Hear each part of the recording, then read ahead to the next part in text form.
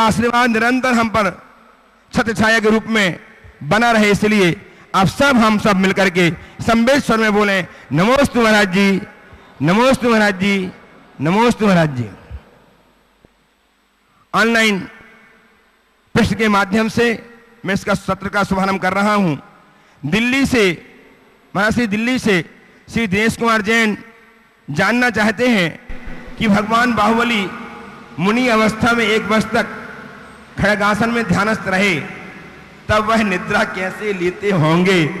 मुनि का जो क्षितिशयन नाम का मूल गुण है उसका पालन कैसे हुआ होगा?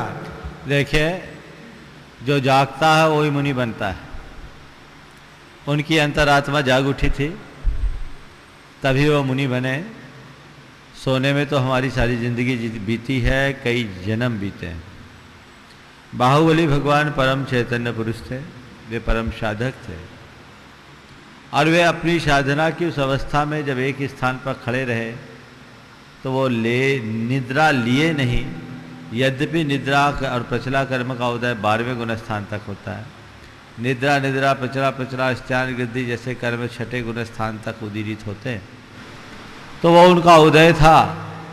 खड़े खड़े हल्की एक आध पल को कोई झपकी आ गई होगी तो आ गई होगी, लेकिन वे सतत अप्रमत्त रहने वाले साधक इस तरह से नींद नहीं लेते। क्षितिशयन मूल गुण तो सोने के मामले में है, इसका मतलब ये नहीं कि सोए ही। क्षितिशयन मूल गुण है और खड़े रह कर के निद्रा न लेना उत्तर गुण है। वे मूल गुण की सुरक्षा रखते हुए उत्तर गुण में आगे बढ़े, वो हम सबके लिए आदर्श बने। महाश्री दुबई से मनोज जैन जानना चाहते हैं, यह कहते हुए कि हम देश से बाहर रहने वाले जिनको प्रतिदिन देव दर्शन का सौभाग्य प्राप्त नहीं होता, उनके ऐसे कौन से कर्मों के कारण होता है? हम लोग सिर्फ वीकेंड पर वह चैत्यालय में अभिषेक करते हैं, पर बाकी के 5 दिनों अभिषेक करने का और देव दर्शन करने का सौभाग्य हमें नहीं मिल पाता। देखिए, आपने पूछा है कि देश की सीमा से बाहर जहां हम रहते हैं हमें देव दर्शन क्यों नहीं मिलता, किस कर्म के उदय से नहीं मिलता। मैं आपको कहूँगा मोहोदय के कारण नहीं मिलता। आप देश से बाहर गए हैं तो किसके कारण गए हैं? अपने मोहोदय के कारण गए।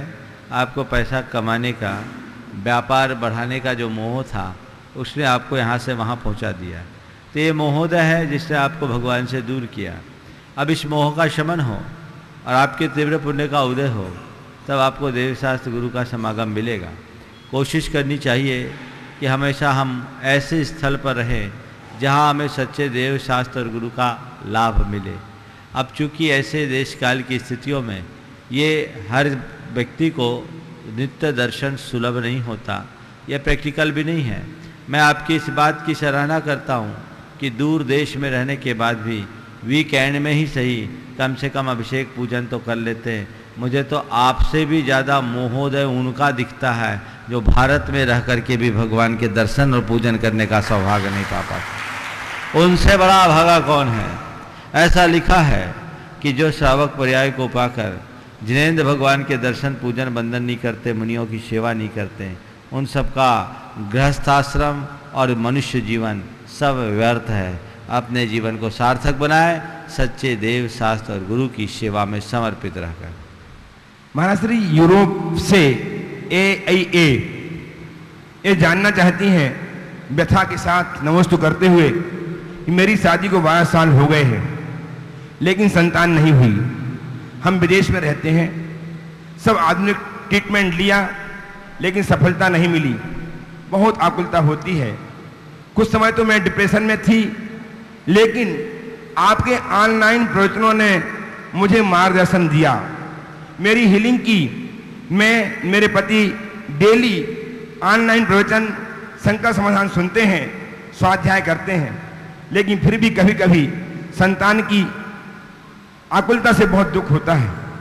गांव आना डर लगता है, सब पूछते हैं तो क्या उत्तर दें समझ नहीं आता। महाश्री, ऐसे में हम खुद को कैसे समझाएं? कृपया मार्गदर्शन दें। हमारे जैसे बहुत से कपल्स होंगे, उन सबको मार्गदर्शन की आवश्यकता है। देखिए, संतान का सुख ही सबसे बड़ा सुख नहीं होता। पहले अपने दिल दिमाग में बैठाइए। अगर संतान के सुख का नियोग होगा तो पूरा होगा, और नियोग नहीं होगा तो पूरा नहीं होगा। अगर मेडिकली कहीं कोई कमी है तो आप ट्रीटमेंट कराएं, और नहीं है तो उसे वक्त पर छोड़ दें। मेरे संपर्क में ऐसे ऐसे लोग भी हैं जिनके विवाह के 19 वर्ष बाद, इनको कितने साल हुए? 12 साल हुए, अभी 7 साल बाकी। एक युवक को 19 वर्ष बाद बच्चा हुआ और एक साथ ट्विंस हुआ, 2 बेटा हुआ। उसके खुशी का कोई पारावार नहीं रहा। यद्यपि ये सांसारिक संयोग है, संसार का विस्तार है। लोग प्रायः इस तरह की आकांक्षाओं से अंधविश्वास के शिकार बन जाते हैं, और ऐसे लोगों का कई जगह कई प्रकार का शोषण भी हो जाता है। पहली बात तो आप अपने मन को इस बात के लिए प्रिपेयर करिए कि संतान का सुख ही सबसे बड़ा सुख नहीं है, और मेरे लिए संतान के सुख का नियोग होगा तो होगा, अन्यथा नहीं होगा। और अपने आप को पॉजिटिव सोचिए कि चलो संतान आएगी तो ठीक है, नहीं आएगी तो कम से कम हम दोनों अपने जीवन को धर्म ध्यान में तो लगा सकेंगे, मोक्ष मार्ग में तो आगे बढ़ा सकेंगे। फिर भी यदि संतान का ज़्यादा मोह है तो आप फिर किसी को गोद ले सकते हैं। मध्य प्रदेश में खुरई शहर में एक ऐसा खानदान है, श्रीमंत सेठ का खानदान। श्रीमंत सेठ, अपार वैभव से भरा खानदान, जिसकी 7 पीढ़ियां गोदनामे में चली। 7 पीढ़ी केवल गोद से चली। वर्तमान में श्रीमंत सेठ धर्मेंद्र जी हैं जो भाग्यशाली, उनको संतान हुई और उनके बेटों को भी संतान हुई। ये सौभाग्य 8वीं पीढ़ी में, ये संयोग है, इसको क्या कहेंगे। लेकिन उन्होंने अपने जीवन का उपयोग किया, मंदिर बनवाए, धार्मिक कार्य किए, अपनी संपत्ति का सदुपयोग किया। तो लोग क्या कहते हैं इसको दिमाग से निकालिए, हमें अपने जीवन में क्या करना है ये सोचिए।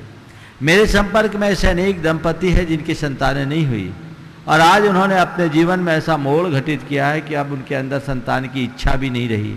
अब वो यही चाहते हैं हम दोनों ब्रह्मचर्य और शील संयम का पालन करते हुए आगे मोक्ष मार्ग में आगे बढ़ेंगे और अपने मनुष्य जीवन को कृतार्थ करेंगे।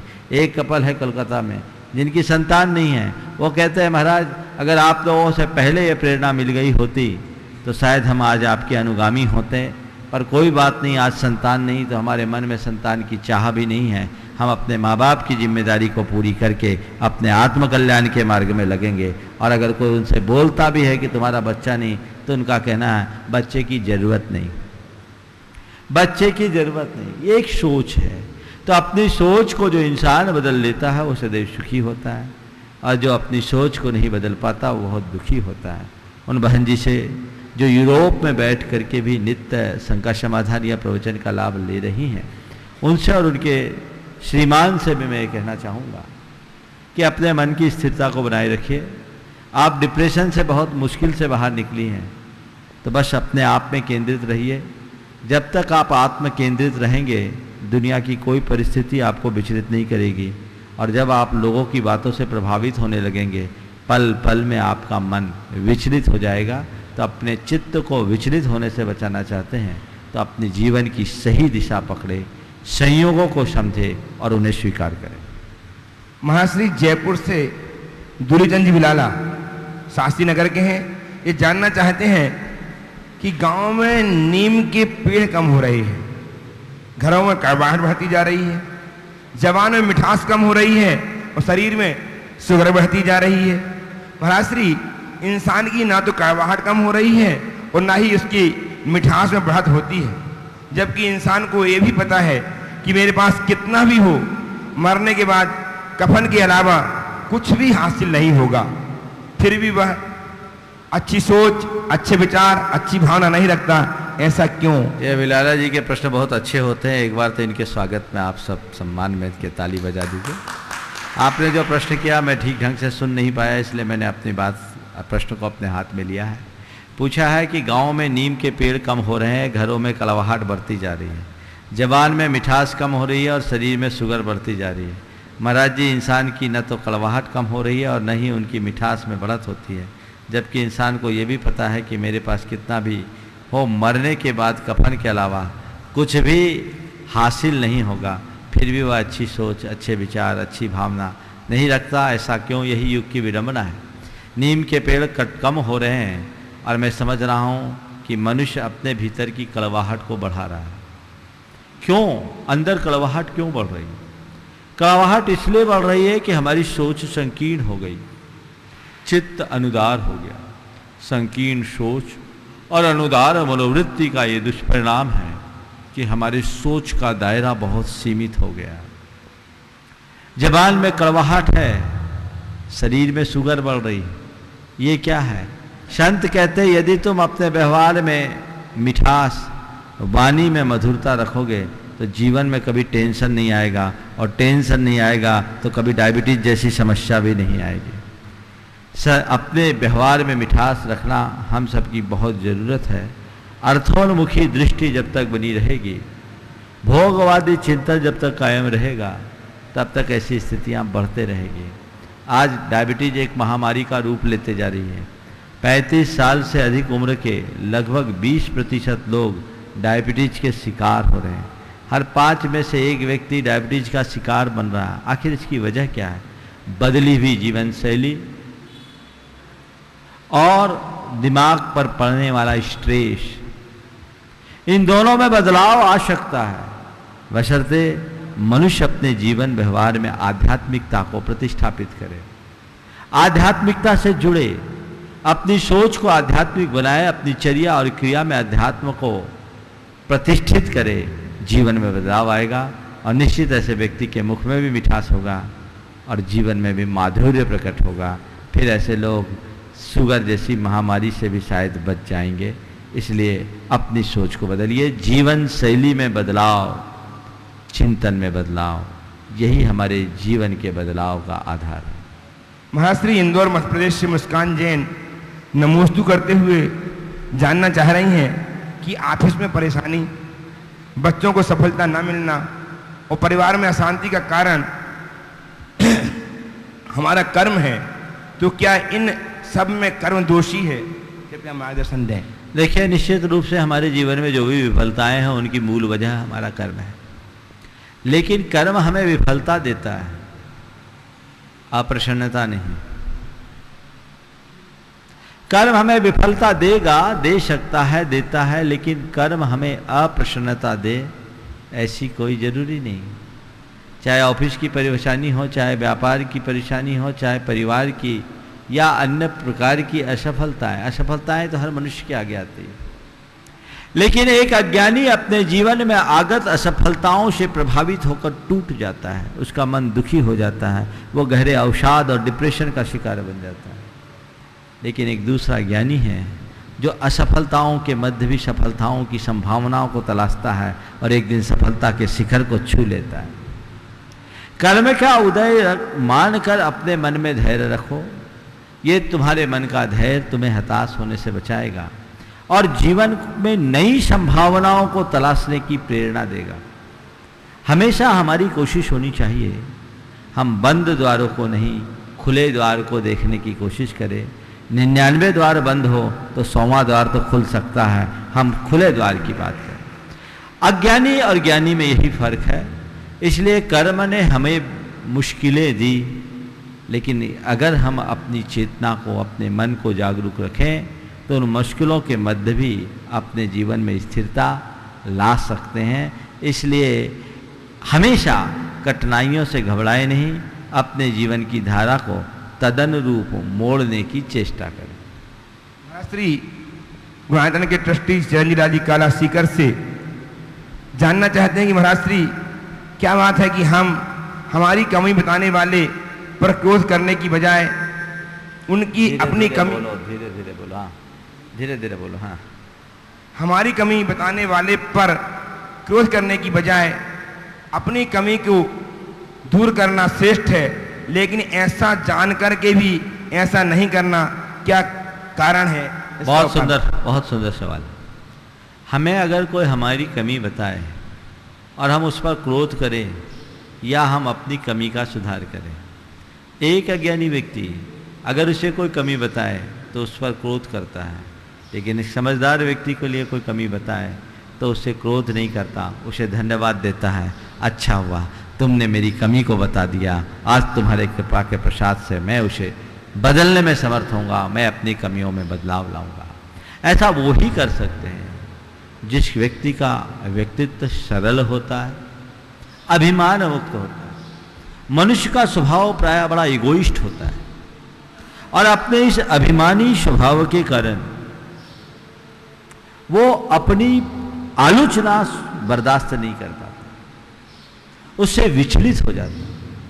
लेकिन जो सरल चित्ता व्यक्ति होते हैं उनके सामने यदि कोई आलोचक आलोचना करे तो वो अपने भीतर झांकते हैं कि इसकी आलोचना यदि सही है तो मुझे उसे सुधार कर लेना चाहिए। गांधी जी के लिए एक व्यक्ति ने एक पत्र लिखा जो उनका प्रखर आलोचक था। 3 पन्नों का पत्र था। गांधी जी ने तटस्थ भाव से उसे पढ़ लिया। पढ़ने के बाद मालवीय जी वहीं बैठे थे। उन्होंने पूछा, क्या बात है, आप पत्र को बहुत गंभीरता से पढ़ रहे थे, कोई काम की चीज़ है क्या? उनने उस पत्र के पेपर पिन को निकाला। बोले, इस पत्र में ये पिन मेरे काम की थी, दूसरे पेपर को पिन करने के काम में आएगी। ये उनकी सोच और आलोचना को एक तरफ रखी। ऐसा कौन कर सकता है? सरल चित्त। यदि कोई तुम्हारी सही आलोचना करता है तो उस पर क्षोभ करने की जगह उसे धन्यवाद दो कि तुमने मुझे मेरी खामी को दिखाया, और गलत आलोचना करता है तो उसे क्षोभ देने की जगह ये सोचो, उस पर क्षोभ करने की जगह ये सोचो, ये आदमी अज्ञानी है। जिस दिन उसे मुझे मेरी वास्तविकता का पता लग जाएगा, इसकी धारणा बदल जाएगी, क्रोध करने की आवश्यकता ही नहीं पड़ेगी।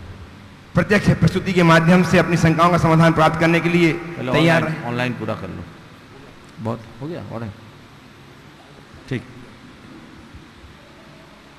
तैयार रहें श्रीमती राज जैन और सुनील जैन, पहाड़िया, वसुंधरा नगर। इसके पूर्व मैं एक सूचना पूरे देश के एंड्रॉइड आदि फोन चलाने वाले सभी मोबाइल धारकों को देना चाहता हूं कि वर्तमान में सोशल मीडिया के माध्यम से पूरे देश भर में धार्मिक और सामाजिक सूचनाएं दी जाती हैं, परंतु प्रायः देखा जाता है कि इन माध्यमों से आधारहीन झूठी खबरें भी प्रसारित की जाने लगी हैं। इसी बात को ध्यान में रखते हुए पूज्य मुनिराज के भक्त जनों ने उनके आशीर्वाद से प्रामाणिक ऐप तैयार किया है, जिसमें तथ्यात्मक एवं प्रामाणिक गतिविधियां आप सब तक के पहुंचाई जाती हैं। इस ऐप में विभिन्न सूचनाओं के साथ साथ आप पूज्य मुनिराज के सारे प्रवचन सुन सकते हैं, सारे शंका समाधान सुन सकते हैं, मुनिवर की वास्तविक लोकेशन आपको पता लग सकती है। इस ऐप के माध्यम से आप अपनी शंकाएं भेज करके समाधान भी प्राप्त कर सकते हैं, और इसके साथ ही आप मुनिराज के प्रातः 8 बजे से प्रवचन एवं सायंकालीन शंका समाधान लाइव सुन एवं देख सकते हैं। अतः आप स्वयं इस ऐप को डाउनलोड करें, औरों को कराएं, उनके लिए प्रेरित करें और अपने जीवन को मुनिराज से जोड़ करके एक नई दिशा देने का प्रयत्न करें। यह सुविधा आपको एंड्रॉइड, iOS और विंडोज जैसे सभी फोनों पर उपलब्ध है। ध्यान रखें, मुनिराज से जोड़ने का अनुपम उपाय आपको मैं बता रहा हूं। तुरंत इसमें अपनी सहभागिता करें, अपने आप को जोड़ें, अन्यों को जोड़ करके अपने और पर के जीवन को सुव्यवस्थित संयमित करने का प्रयत्न करें। आइए श्रीमती राज जैन कुचामन सिटी से, श्री सुनील जैन पहाड़िया वसुंधरा नगर से, प्रकाश दोषी मकराना से तैयार रहेंगे। जो नाम पुकार रहा हूं क्रम से, श्री पुखराजी जैन गेलरा तैयार है। नमस्तु महाराज जी, नमस्तु महाराज जी। सुना भी है, पढ़ा भी है कि आत्मा अनंत शक्ति की धारी और अनंत ज्ञान की धारी है। अनंत ज्ञान की धारी और अनंत शक्ति की धारी होने के बावजूद आत्मा की मूल में ऐसी कौन सी भूल रही कि आत्मा कर्मों के चक्र में फंस गई, जबकि कर्म तो बेचारे जड़ हैं, अचेतन हैं, और आत्मा चिन्मयी, चिद्रूपी, चिदानंदी है। देखिए, निश्चित ये कर्म जड़ है, लेकिन हमारी चेतना में अपनी जड़ जमाए हुए है, और जड़ कर्म ने हमारी चेतना में इस प्रकार जड़ जमा लिया कि उसने हमारी चिंतन धारा को ही बदल दिया। ये मिथ्यात्व को जन्म दिया, और ये मिथ्यात्व ऐसा है जो हमें हमारे स्वरूप का बोध नहीं होने देता। मिथ्यात्व भी एक कर्म है, और इस कर्म के उदय से हमारे भीतर विपरीत अभिनिवेश, उल्टी मान्यता, गलत श्रद्धान प्रकट रूप भाव प्रकट होता है। तो अकेला कर्म ही इसमें कारण नहीं है, कर्म के उदय से उत्पन्न हमारा अज्ञान भाव इसमें कारण है।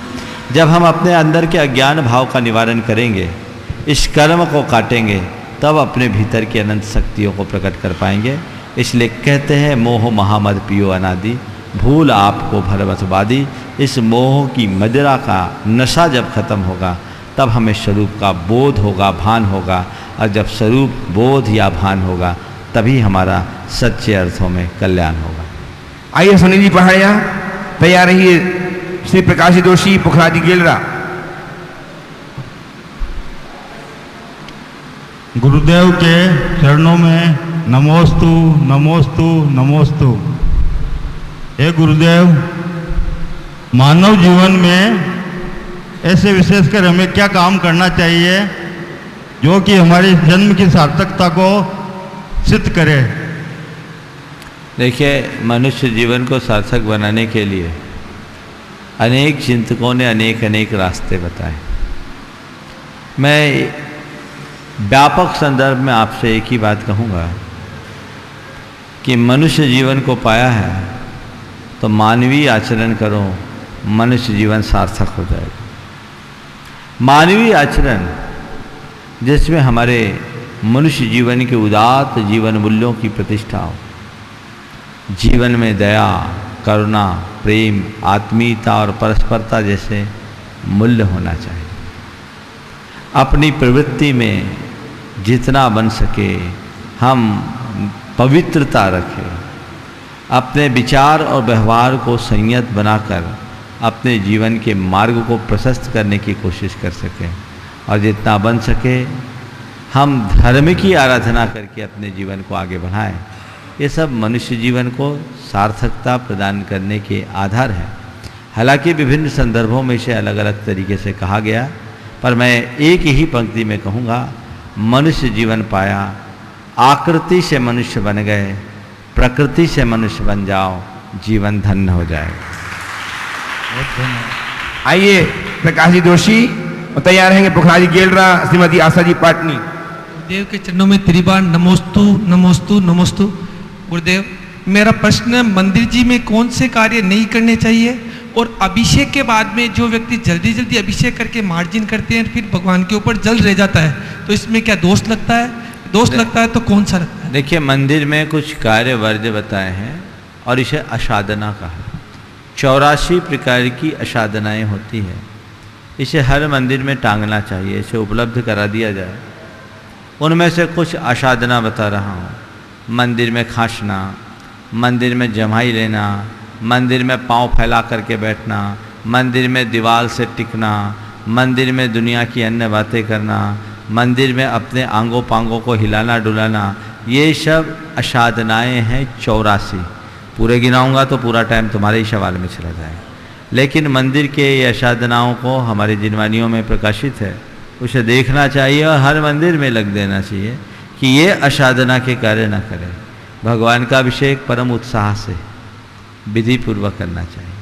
श्री जिन का अभिषेक हमारे कर्म क्षय का सातिशय निमित्त है, और आप उसी तरीके से अभिषेक करें, लेकिन अभिषेक के उपरांत भागा दौड़ी न करें, हड़बड़ाए नहीं, बहुत सलीके से भगवान का प्रक्षाल करें, भाव भक्ति से भगवान को विराजमान कर दें, तभी अपना स्थान छोड़े, तब आपका ये पुण्य सातिशय पुण्य की श्रेणी में आएगा। आइए पुखराजी गेलरा तैयार रहें। श्रीमान संजय जी धारीवाल, नितेश जी पहाड़िया। चलो जो है आगे आ जाइए, आ जाइए, आ जाइए, आ जाइए। अपना नाम बोलो। हाँ, गुरुदेव के चरणों में नमोस्तु नमोस्तु नमोस्तु। मेरा नाम नितेश पहाड़िया है, मकराना से हूँ।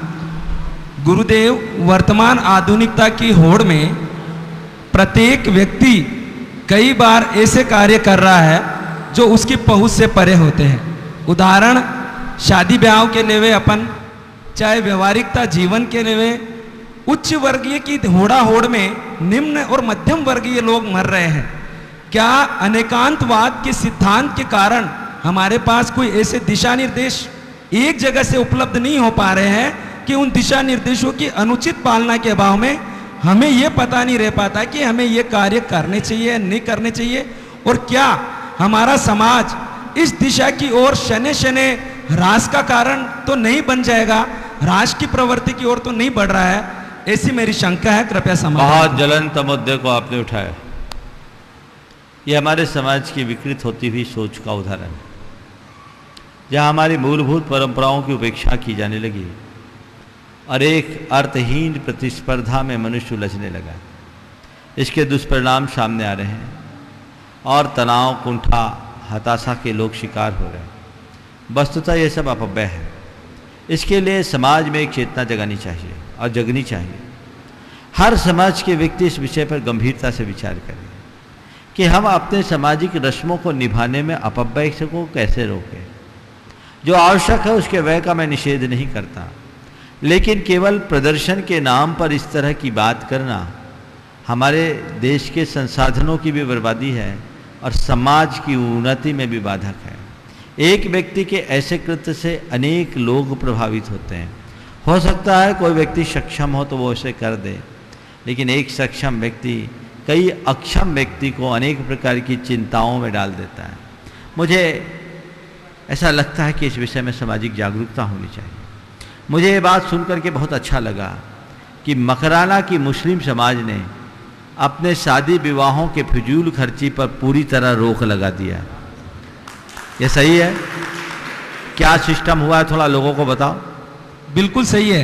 यहाँ की मुस्लिम समाज ने शादी विवाह के अंदर बड़े जो भी खाने होते हैं उस पर रोक लगा के मात्र नाश्ता देने का या केवल छोटा सा कार्यक्रम करने का। मुझे ऐसा बताया गया कि यहाँ लड़की वालों की तरफ आए तो केवल कोई एक पेय लेंगे, खाद्य पदार्थ नहीं, और लड़के वालों की तरफ से केवल नाश्ते तक के लिए सीमित कर दिया। ये कितना अच्छा उदाहरण है। जो 20-20 हजार लोगों को आमंत्रित किया करते थे, लाखों रुपया जिसमें बर्बाद होता था, उन्होंने एक निर्णय के बल पर यह काम कर लिया। पर ये मुस्लिम समाज है जिनके यहाँ अगर उनके प्रमुख कोई निर्देश देते हैं तो पूरी समाज उसको फॉलो करती है। और ये जैन समाज है, कहते रहो तो भी कोई फर्क नहीं पड़ता, अर्घ जरूर चढ़ा देते हो। विचार करो, जिन गुरुओं को रोज अर्घ चढ़ा के पूछते हो, जिनके चरण धो करके शीश पर लगाते हो, यदि वो तुम्हारे कल्याण के लिए, तुम्हारी समाज की भलाई के लिए कुछ निर्देश देते तो उसको फॉलो क्यों नहीं करते?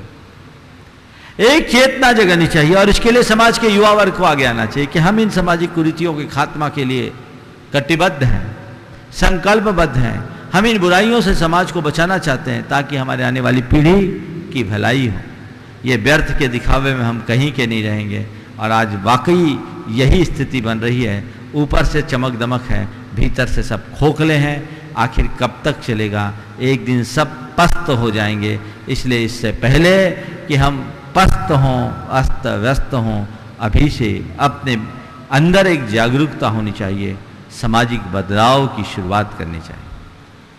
आइए श्री प्रसाद जी, संजय जी धारीवाल, और तैयार हैं श्री अंकेश जी गोधा।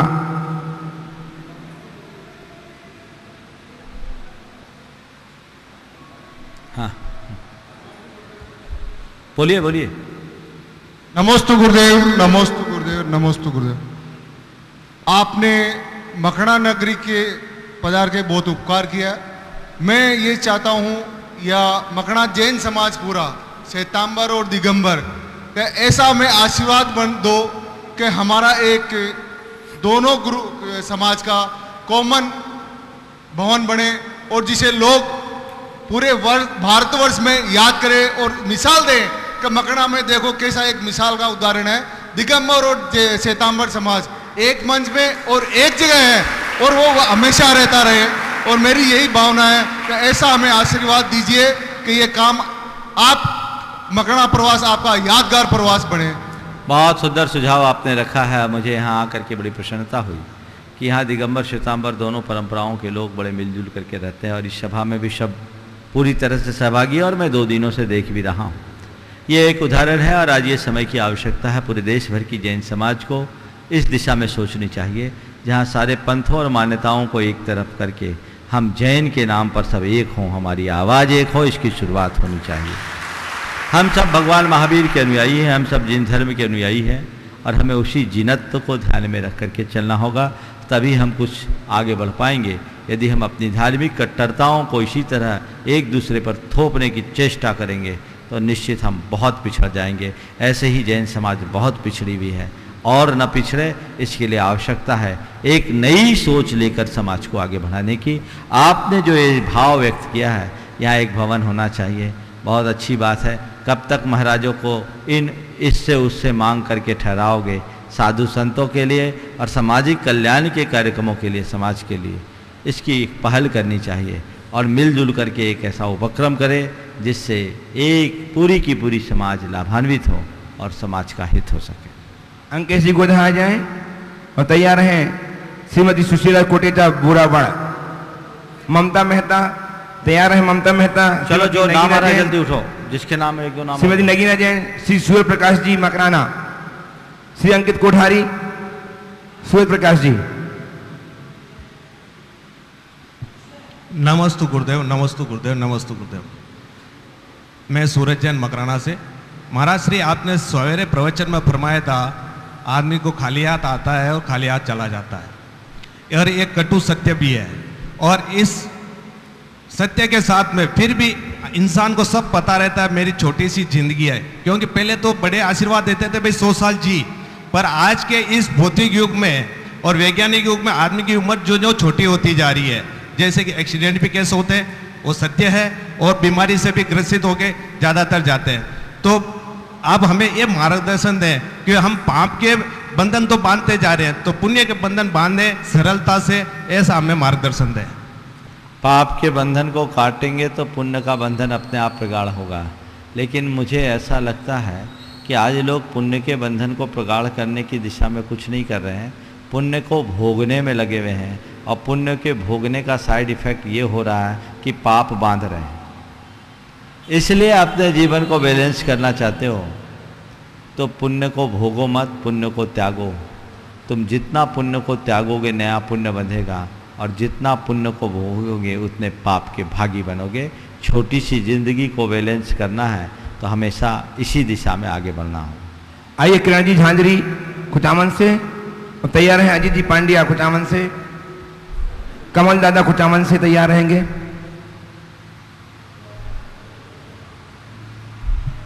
नमोस्तु महाराज जी, नमोस्तु नमोस्तु। महाराज जी, इस संसार में चिंतामणि रत्न के समान क्या दुर्लभ है।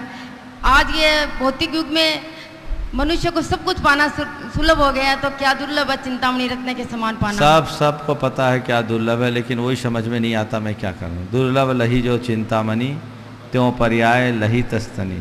और ये मनुष्य जिन धर्म सब दुर्लभ है, पता तो है दुर्लभ, लेकिन उसके बाद भी वो मानने को राजी नहीं है। जिस दिन मानेगा तभी इस दुर्लभ योग का सदुपयोग होगा। आगे अजीत जी पांड्या तैयार रहें। दादा कमल जी, बोलो बोलो। नमस्ते महाराज, अंकेश गोधा आगरा से। मेरा प्रश्न महाराज श्री ये है कि हम सुबह पूजा पाठ करते हैं और शाम को आरती करते हैं, तो इसका मतलब अर्थ क्या है शाब्दिक? पूजा पाठ का और आरती का अर्थ क्या है, और इसमें भिन्नता है तो किस तरह की भिन्नता है, किस तरह से क्या? देखिए, पूजा पाठ या आरती बंधन जो भी है भगवान की सेवा आराधना का एक अंग है, और ये हमारी श्रद्धा की अभिव्यक्ति है। भगवान की सेवा पूजा करने से हमारे चित्त का रूपांतरण होता है, हमारी सोच में बदलाव होता है, सकारात्मकता बढ़ती है, शास्त्र की भाषा में पाप का क्षय होता है, पुण्य का बंध होता है। तो ऐसी धार्मिक क्रियाओं को समय के हिसाब से करते रहना चाहिए।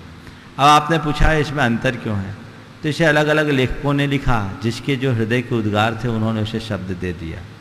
सामान्य व्यक्ति के पास इतनी बुद्धि और प्रतिभा नहीं जिसके बल पर वे इन शब्दों को साकार कर सकें, इसलिए ऐसी स्थितियां बनती है, और उसी अनुरूप अपने जीवन को वो आगे बढ़ा सकते हैं। तो फिर भी हम किसी भी आधार से चलने का प्रयास जरूर करें। आ जाओ अजीत पांडे, आ जाए, ब्रेक ले लो। नमोस्तु गुरुदेव, नमोस्तु गुरुदेव, नमोस्तु गुरुदेव। महाराज जी, किसी दार्शनिक ने ये कहा है कि जिसमें चेहरा ही नहीं किरदार भी आए नजर, वक्त सबके हाथ में वो आईना देता नहीं। तो जब व्यक्ति को वैराग्य होता है, अपनी स्व आत्मा के दर्शन होते हैं, तो क्या उचित वक्त आने पे स्वतः ही हो जाते हैं या उसको उसके लिए पुरुषार्थ करना पड़ता है? मेरी दृष्टि में ये अंतर घटना है, और ये अंतर घटना नियोजित नहीं होती, सहज उत्पन्न होती है। और जब कोई घटना सहज उत्पन्न होती है तो वो उसको हृदय से झकझोरती है। और वह एक क्षण का मूवमेंट उसके सारे जीवन का टर्निंग पॉइंट बन जाता है, वो उसके जीवन में बदलाव ला देता है। नमस्ते। आइए दादा कमल जी कुचामन से, और तैयार रहेंगे अंकित कोठारी, विनीत जैन।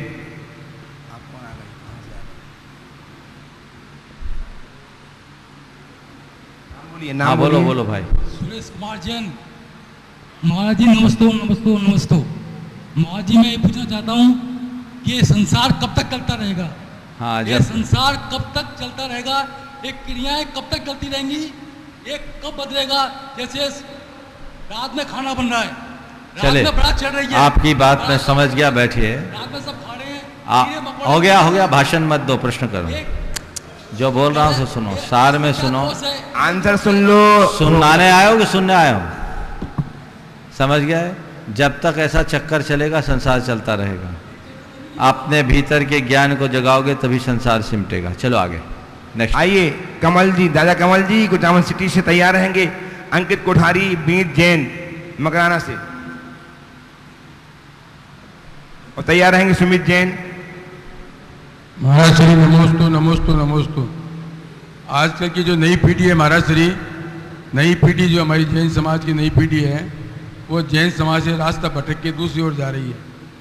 मेरा ऐसा लग रहा है कि आने वाले समय में जैन धर्म से उनका लगाव छूट के दूसरे धर्म में ज़्यादा मोहित हो रहा है। आत्मा प्रसाद मिल जाता है। आपने जो मुद्दा उठाया है ये बड़ा ज्वलंत विषय है, कई बार ये मुद्दा आया है। इसके जिम्मेवार कौन है, पहले ये हमें सोचना चाहिए। हम नई पीढ़ी को भटकाव का शिकार बता रहे हैं। जिम्मेदार तो साधु संत ही है महाराज। नई पीढ़ी को भटकाव का शिकार बता रहे हैं। निश्चित नई पीढ़ी में भटकाव है, पर क्या नई पीढ़ी के भटकाव में आप बुजुर्ग जिम्मेदार नहीं हैं? जिम्मेदार आप उनके शिक्षा के प्रति जितनी चिंता करते हो, उनके संस्कारों के प्रति ध्यान देते हो। आप अपने बच्चों और बच्चियों को कितनी लिबर्टी देते हो, उनके लिए समय कहाँ देते हो? इस नई पीढ़ी के भटकाव को तभी रोका जा सकता है जब हम उनके संस्कारों को मजबूत बनाएं और उनकी संगति को सुधारें। आज खुद हमारे समाज के संभ्रांत वर्ग के लोग अपने बच्चों को उच्च शिक्षण संस्थानों में भेज करके गौरवान्वित होते हैं। घर परिवार से दूर बड़े बड़े स्कूलों में स्कूल लाइफ से ही 4th 5th क्लास से ही घर से बाहर कर देते हैं। उन बच्चों में जैनत्व के संस्कार आएंगे कहाँ से? हम उसकी जमीन मजबूत बनाएं। मैं भोपाल में था, धूप दशमी के दिन पूरा शहर एक दूसरे मंदिरों के दर्शन करता। वहाँ 80,000 से ऊपर जैन हैं। एक परिवार आया, दर्शन कर रहे थे, उनके साथ 18 साल का एक युवक भी था। वो लड़का मुझे देखे तो ऐसे देखे जैसे कोई अजूबा देख रहा है। उसके पिताजी BHEL में जनरल मैनेजर थे, जुड़े हुए थे। मैंने देखा, पूछा ये कौन है? बोला महाराज मेरा बेटा है।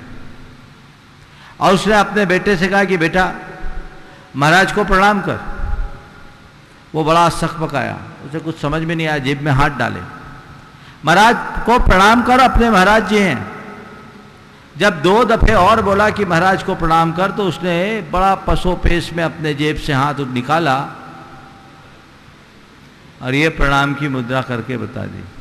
मैंने पूछा चौधरी साहब आप क्या कर रहे हो?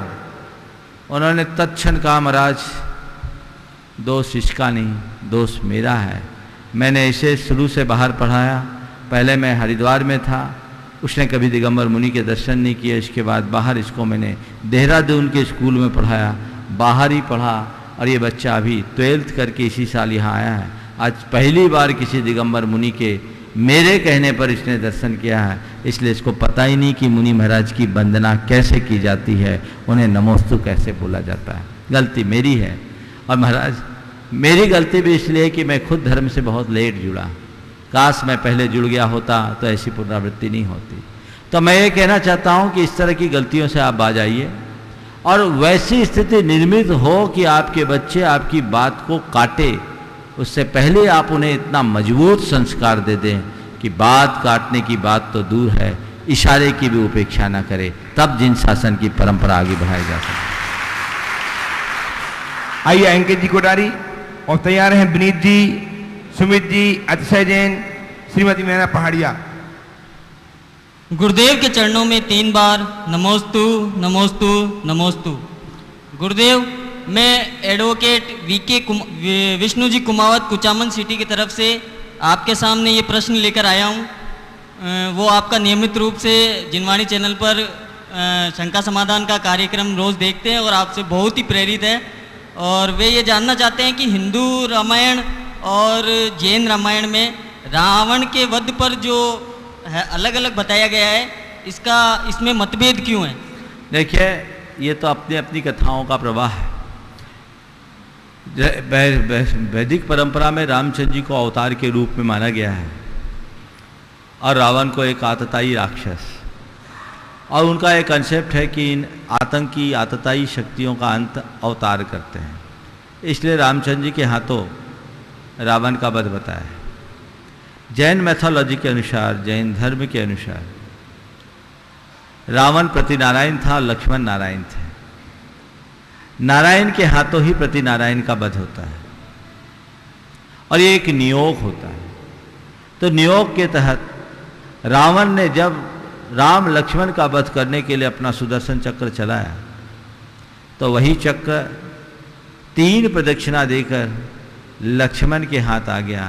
रावण का पुण्य छीन हो गया और लक्ष्मण ने उसी चक्र से रावण का अंत किया। सवाल रावण के अंत का है, चाहे वो श्री राम से हो या लक्ष्मण से। हमें तो रावण के अंत को देखना चाहिए। हर धर्म और हर दर्शन की अपनी अपनी विवेचनाएं हैं। रावण का अंत हो, पर मैं एक बात जोड़ूंगा, वो रावण तो चला गया, वो रावण तो चला गया त्रेता युग में। अपने भीतर का रावण आज भी जिंदा है। उसे ख़त्म करने के लिए कोई बाहर के राम आने वाले नहीं हैं। अपने आत्मा राम को जगाएंगे तभी काम होगा। और अगर जमाना है तो लक्ष्मण है हमारे अंतर का विवेक। उस विवेक के बल पर ही हम अपने भीतर के रावण का अंत कर सकते हैं। इसलिए उस रावण का अंत करने के लिए हमें अपने भीतर के राम को और विवेक रूप लक्ष्मण को जगाना होगा। आइए विनीत जी जैन, सुमित जी तैयार हैं? सुमित जी तैयार हैं? विनीत जी आ जाएं। चलो जो है सामने आओ। सुमित जी जल्दी आओ। अतिशय जैन तैयार हो, श्रीमती मीना पहाड़िया तैयार हैं। महाराज जी के चरणों में सत नमन। आज मेरा आपसे प्रश्न ये है, बुरी आदतें अगर पड़ जाए, परिपक्व हो जाए, बुरी आदतें अगर पड़ जाए, परिपक्व हो जाए, तो उनसे छुटकारा पाने का आसान तरीका क्या है? देखिए, बुरी आदतों से बचने का एक सबसे पहला तरीका तो ये है कि आप दृढ़ संकल्पी बने। संकल्प में वो शक्ति है जिसके बल पर हर बुरी आदत को बदला जा सकता है। दूसरी बात, आप किसी को अपने जीवन का आदर्श बनाएं, उन्हें अपने हृदय में स्थापित करें, उनकी साक्षी में संकल्प लें। आपका संकल्प कभी नहीं डगमगाएगा। तीसरी बात, जो भी बुरी आदतें हैं उनसे बचने के लिए बार बार आप अपने मन में फीलिंग दें कि ये मेरे मन की दुर्बलता है, मुझे इसे दूर रखना है, मुझे इसे दूर रखना है। और चौथी बात, जिनके बीच ऐसी बुरी आदतें पलती है, ऐसे लोगों की संगति को बदल दें। यदि ये चारों बातों को आप आत्मसात करते हैं तो कोई ऐसी बुरी आदत नहीं जो ना बदले। आइए अतिशय जैन, श्रीमती मीना जी पहाड़िया, और तैयार है श्रीमान ज्ञानचंद जी लोहाड़िया मकराना। ज्ञानचंद जी लोहाड़िया आ जाएं, जो है उपस्थित आ जाएं जल्दी जल्दी। कपिल जैन मकराना, एक बार में उठा करो, चलो बोलो। हाँ महाराज श्री के श्री चरणों में नमोस्तु नमोस्तु नमोस्तु। मैं ज्ञानचंद लोहाड़िया। महाराज श्री, मेरा प्रश्न है कि अगर कोई व्यक्ति जैसे कोई सरकारी कार्यालय में है और वो किसी के कार्य को करने के लिए, पेराइटी से करने के लिए उस काम को करता है और उसके बदले में वो कुछ पारिश्रमिक मांगता है, जैसे मैं 2000 लूँगा, मैं आपका ये काम कर दूंगा। या कोई सेठ साहूकार के कोई बंदा काम करता है और दुकानदार से पैक्ट करता है कि मैं आपका माल तो बिकवाऊंगा लेकिन मेरे को 2% कमीशन मिलेगा। या कोई जैसे मकराना और किशनगढ़ में ऐसा डर रहा है कि जो भी मार्बल बिकता है उस पर मेरे 10 रुपये फुट के होंगे और उसमें 10 लाख के माल पे करीब करीब एक दिन में एक गाड़ी बढ़ने पे 1 लाख रुपए कमाई हो जाती है। तो क्या इस तरह की कमाई को गलत माना जाता है? और अगर इस तरह की कमाई को अगर वो धार्मिक कार्य में उपयोग करे तो उसको पुण्य मिलेगा कि नहीं? नमस्ते। देखिए, नौकरी, पेशा, ये अलग अलग चीज़ें हैं। इसे आजकल लोग सुविधा शुल्क बताने लगे। गलत काम नहीं करेंगे पर सही काम तत्परता से कर देंगे, उसके एवज में हम कुछ चाहेंगे। एक दंपति मेरे पास भोपाल में आए और मेरे प्रवचन के बाद दोनों ने श्रीफल भेंट करके मुझसे निवेदन किया, महाराज आज से हम भ्रष्टाचार का त्याग करते हैं। मुझे सुनकर बहुत अच्छा लगा। वो मंत्रालय में बाबू थे। मैंने कहा भ्रष्टाचार का नियम ले लो, पल जाएगा? बोले हाँ महाराज पल जाएगा, हमने बहुत सोच लिया है, आप तो आशीर्वाद दो। और हम लोगों ने तय किया। बोले बहुत बढ़िया भैया, कायसर करो। महाराज सुविधा शुल्क की छूट चाहते हैं। हमने कहा ये सुविधा शुल्क क्या है? बोला महाराज आज से प्रतिज्ञा लेता हूँ कोई गलत काम नहीं करूँगा, पर कोई सही काम अगर मैं किसी का करता हूँ, जो काम उसके 10 चक्कर में पूरे ना हो वो काम मैं 1 चक्कर में पूरा कर दूँ, तो महाराज इसका फ़ायदा तो दोनों को मिलना चाहिए। उसका समय शक्ति कितनी बच गई, और उसके एवज में अगर 1000-2000 वो मुझे देता है तो लेने में क्या बुरा है। उसका तर्क विचित्र था। ये अवैधानिक कृत्य है, हमारे नियमों के विरुद्ध है। नियम विरुद्ध, कायदे के विरुद्ध कार्य करना अच्छी बात नहीं मानी जाती, इसलिए ऐसा नहीं करना चाहिए। हालांकि इसे अनैतिक तो नहीं कहेंगे, पर अवैधानिक जरूर है, इससे बचना चाहिए। तो कहीं से आप किसी से किसी कार्य के लिए वेतन ले रहे हैं और उस वेतन के लिए, वेतन के अतिरिक्त आप कुछ और ले रहे हैं, तो ये गलत कार्य, ऐसा नहीं होना चाहिए। अब रहा सवाल किसी धंधे में किसी को माल दिलाने और लेने में बीच में कमीशन लेना, तो कमीशन एजेंट इसका एक पेशा है कि हम कमीशन का बिजनेस करते हैं। लेकिन अगर किसी से आप कमीशन लो तो जिसके आप कमीशन ले रहे हो, जिसके लिए कमीशन ले रहे हो, उस जो ग्राहक आपके पास विश्वास से आया है उसको लाभ भी पहुंचाना चाहिए। आप अपने कमीशन के लोभ में उसकी हजामत बना देते हो तो ये घोर अनैतिक कार्य है। आप एक जेन्युइन कमीशन लो तो उसमें कोई बुराई नहीं, लेकिन आदमी के जेब के साथ गलाई काट दो तो इससे बुरा काम नहीं। तो कमीशन एजेंट एक पेशा है, इसे मैं गलत नहीं कहूँगा, लेकिन उसकी एक सीमाएं तो होनी चाहिए। सामने वाला तुम्हारे पास भरोसा करके आया, वो इस फील्ड का जानकार है और तुमने उसे बेवकूफ़ बनाया, कल उसे मालूम पड़ेगा कितना दुखी होगा। और बंधुओं, मकराना वालों से मैं खासकर बोलूँगा, यहाँ तुम्हारे जितने क्लाइंट हैं ना, सब भगवान के मंदिर से जुड़े हुए हैं। मैं एक जिमाम, मुझे बताया गया कि महाराज यहाँ का 80% काम जैन मंदिरों के कारण चलता है। ये सही बताया? तो अब तुम उसमें भी कमीशन ले रहे हो तो किसको चूना लगा रहे हो? एक लिमिट से काम करो, नहीं तो ये कमीशन हजम नहीं होगा, ब्याज समेत चुकाना पड़ेगा, ध्यान रखना। चलिए, अवैध कमाई को अगर लगाएं तो पुण्य होता है। श्रीमती मीना जी पहाड़िया आ जाएं और तैयार हैं हितेश जैन यूको बैंक मकाना। जल्दी आइए, आइए। हितेश जैन यूको बैंक तैयार रहेंगे। नमोस्तु महाराज, नमोस्तु महाराज, नमोस्तु महाराज श्री। महाराज श्री, मेरा प्रश्न ये है, मैं मकराना से मीना पहाड़िया। मेरा प्रश्न ये है, जैसे तीर्थंकर 24 होते हैं, सब बराबर है, लेकिन एक पे श्रद्धा क्यों होती है? यह भगवान की कमी नहीं, हमारी कमी है। पर कम से कम 24 में किसी एक पर श्रद्धा हो, 25वें पर ना हो, यही बहुत गनीमत है। आ जाइए हितेश जी। क्या नाम? नमोस्तु गुरुवर, मेरा नाम कपिल जैन है, मैं मकराना से हूँ। मेरा प्रश्न ये है कि जानवरों के ऊपर बैठने से हमें कौन सा दोष लगता है? हाँ, जानवरों के ऊपर बैठने से हमें कौन सा दोष लगता है, और भगवान के नाम के आगे 1000 आरती क्यों लगता है और कुछ क्यों नहीं? देखिए, जानवरों के ऊपर बैठना ठीक नहीं है, ये एक प्रकार की संकल्पी हिंसा। जैसे आप पर कोई बैठ जाए तो आपको अच्छा लगेगा क्या? इसलिए अपनी चटाई वगैरह ऐसी नहीं रखना चाहिए जिस पर कोई जानवरों के चित्र अंकित हो। और तीर्थंकरों के नाम के आगे 1008 इसलिए लगाया जाता है क्योंकि उनके 1008 नाम होते हैं और उनके शरीर में 1008 लक्षण होते हैं। चलिए आ जाए हितेश जी यूको बैंक तैयार है। अमित जी गोधा। नमस्ते पाटवादी। गुरुदेव, संस्कृत और प्राकृत में अधिक प्राचीन कौन है, और भगवान ऋषभदेव के समय में कौन सी भाषा प्रचलित थी? अधिकांश इतिहासकार संस्कृत को अधिक प्राचीन मानते हैं। देखिए, संस्कृत और प्राकृत में प्राकृत भाषा प्राचीन है। भगवान ऋषभदेव के काल में प्राकृत होती थी। हमारे तीर्थंकरों की जो भाषा थी वो सर्वाध मागधी भाषा थी, जिसमें अर्ध मागधी आधी और बाकी सर्व भाषाओं रूप होती थी। आ जाइए अमित जी, पाटरू जी कुचामन से तैयार है। प्रिया गोधा, विनय गुरुवर के चरणों में सत सत नमन। मैं अमित पाटोदी कुचामन सिटी से। महाराज जी, मेरा प्रश्न है कि व्यक्ति के जीवन में गुरु एक ही होने चाहिए कि अनेक गुरु भी हो सकते हैं? देखो, नाव चलती है ना, तो खेवटिया एक होता है कि अनेक होता है? एक ही होता है। बस जैसे नाव का खेवटिया एक होता है, वैसे जिंदगी का खेवटिया भी एक ही होना चाहिए। बहुत बढ़िया। तब भवसागर से पार उतरेंगे। इस प्रकार आगे के सवाल के लिए लोग आए, उससे पूर्व एक बात मैं कहना चाहूँगा। परम पूज्य गुरुदेव का आगामी 9 जुलाई को 49वां दीक्षा दिवस। कल मैंने एक भाव व्यक्त किया था जो लगभग लास्ट में छूट गया था, समय पूरा होने के कारण लोगों तक नहीं पहुंचा, लोगों में बहुत कन्फ्यूजन। मैंने भाव व्यक्त किया था कि गुरुदेव के 49वें दीक्षा दिवस को जब उनकी दीक्षा स्थली के नज़दीक पहुंच रहा हूं, तो उनके इस दीक्षा स्थली में जाकर के मनाया जाए।